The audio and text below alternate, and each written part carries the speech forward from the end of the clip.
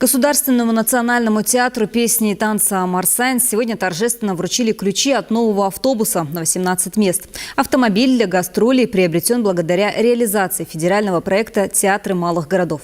С артистами встретилась Людмила Болотова. Ключи от нового автомобиля торжественно вручил руководитель администрации Агинского округа Буюнто Батамункуев.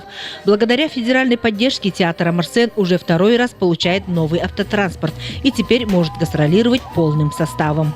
Отрадно получать сегодня ключи от новенького авто «Мерседеса». Спасибо этому национальному проекту «Культура» за то, что дает нам возможность оснащать материальную техническую базу. Водитель с многолетним стажем Загдалин Хавоев рад новому автомобилю. Будем мягко, комфортно ездить, далеко, за пределами, конечно, побольше поездок. Легкой дороги, зрителей побольше было, чтобы...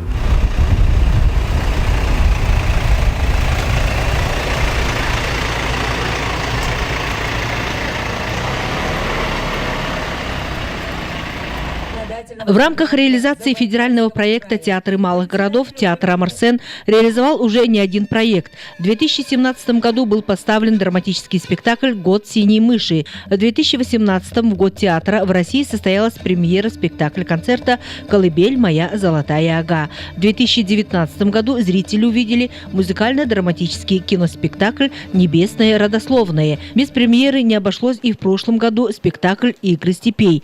То яркая постановка о летнем празднике «Зоне Наден». Название и идею нового проекта в театре пока держат в тайне. Однако его создатели и сами артисты обещают, что премьера состоится уже в ноябре. Людмила Болотова, Зарикто Батоев, Вести Чита.